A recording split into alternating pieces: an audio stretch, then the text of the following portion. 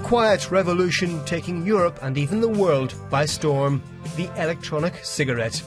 In Europe alone, it's estimated there are over 7 million vapors, a term they prefer to the word smokers. Inhaling vapour, inhaling nicotine, but not tobacco and other chemicals common in cigarettes. For this man, it's nothing short of a miracle. Before this invention, I tried at least 4 or 5 times to quit, and by using the electronic cigarette, I was able to, in just a few days, stop cigarettes altogether. An electronic aid to help kick one of the most dangerous of personal habits. In France alone, it's estimated 1 in 5 people smoke. In Europe, that figure is an alarming 29%. Health officials warn that 1 out of 2 long-term tobacco users will die as a result of their habit. Philippe Prel is a doctor and tobaccologist. He led a campaign by 100 doctors to support the electronic cigarette as an alternative to smoking. With the electronic cigarette, we've managed to eliminate tobacco's 3 big poisons, which are tar, carbon monoxide, and the fine particles which lead to cancer, heart attacks, and chronic bronchitis. And after this, people are asking if there's anything dangerous in them. And I find this ridiculous. If we want to compare the dangerousness of the electronic cigarette with other products, if I place tobacco all the way on the left, and after that alcohol and then fat products, followed by sugar products, then I realise that the electronic cigarette is next to the fruits, vegetables and fish. The danger is really very, very little. There are pesticides in some vegetables, there are heavy metals in some fish. That is the level of danger we're at with the electronic cigarette. Despite such strong medical support, the European Commission is still hesitating on how to legislate the e-cigarette's future. Considered a tobacco product, its sale will be banned to minors. There's also talk of higher taxes on a product which is about 1/5 the price of regular cigarettes. At this e-cigarette shop, this long-time smoker is trying one for the first time. I've been smoking for 40 years. I've tried everything. The patch, chewing gum, going cold turkey, everything. And there were times when I stopped smoking completely. But each time I went back to the cigarette, because what I missed especially was the gesture. The taste. I like the taste of tobacco. I like the smoke. And that's what I missed. J'aime le tabac. J'aime le goût du tabac. J'aime la fumée. Et donc c'est ça qui me manquait. And what does he think of vaping? Frankly, I'm impressed. I feel like I've found these pleasures once again. And you feel it very fast. There's no smoke, there's no odour. You feel very quickly that it's another way of smoking. Despite such positive feedback from smokers, the European Commission in its tobacco directive has put restraints on the marketing and selling of the e-cigarette. They've demonized this product by saying, we don't know what's in it. This famous principle of precaution. We never use this principle of precaution regarding the cigarette. So why are we using it for the e-cigarette? It's being demonized. Why demonize a product many doctors claim is a lot safer than smoking? For e-cigarette supporters, look no further than lobby pressure from the big pharmaceutical and tobacco companies who want to get their hands on a booming product.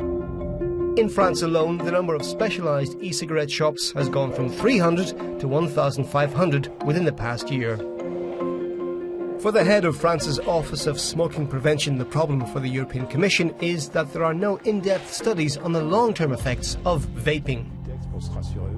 The EU directive is obsessed by the danger of this product, when that's a microscopic problem. To sum it up, smoking is like going the wrong way on the motorway. Using the electronic cigarette is like driving at 140 kilometers when the speed limit is 130. If everyone did that, there would be more accidents that we could measure on the scale of the danger. But compared to going the wrong way on the motorway, the risk is minimal. Sébastien Bugnol is one of the founders of an e-cigarette association. He claims the electronic cigarette has no place in the EU tobacco directive since it contains no tobacco. He supports legislating this new product but worries that Brussels will place so many constraints as to make it completely useless in the battle to quit smoking. He's been cigarette-free for over a year. La particularité de la cigarette électronique, The difference with the electronic cigarette is that it's a grassroots invention, that it came from its users, from artisans and small producers. It's not something that came from big multinationals pouring lots of money into research and development. Its invention was almost spontaneous. And at the beginning, no one, from the big pharmaceutical companies to the tobacco industry in France, believed in the electronic cigarette. Nobody believed in it until just last year.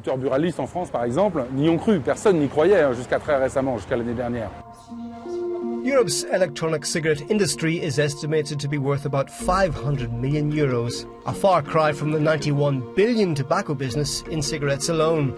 But in France, tobacco shop owners argue the new EU tobacco directive has hit them hard. Cigarette prices have gone up and new EU legislation has eased cross-border cigarette shopping. Cyril Jeger warns that high taxes on cigarettes has also led to a growing black market.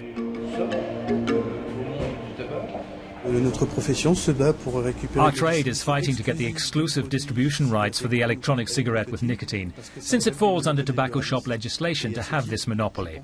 And I think this is the future for us. 10 years from now, cigarettes won't be the same. They'll be graded and upgraded differently, following their evolution, because this little product that was invented in some Chinese garage was monopolized by the people. And now the tobacco industries are investing a lot in research to make cigarettes less dangerous, to use, all the while keeping the pleasure without major health risks. But how successful is the e-cigarette as an aid to quitting smoking?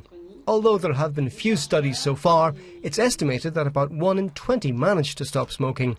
The majority continue to vape while reducing their cigarette consumption. But it's not for everyone, as Pascal Picard acknowledges. Having tried for over a month, she's gone back to smoking. I think I don't really want to quit. For me, smoking a cigarette's a real pleasure. Maybe that's why I'm not very motivated. But what is worrying is the young people, adolescents. There are a lot who've started using the electronic cigarette. We haven't had enough time yet to say whether there are any risks, any illnesses like with tobacco. Even me, when I started to smoke cigarettes, we didn't yet know about all the risks. The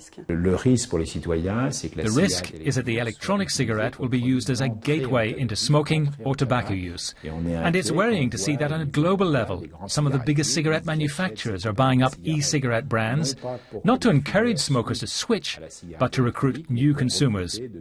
And they'll see it in front of the camera, that they want to recruit the young because they know that for the market to be profitable, they have to get the adolescents addicted.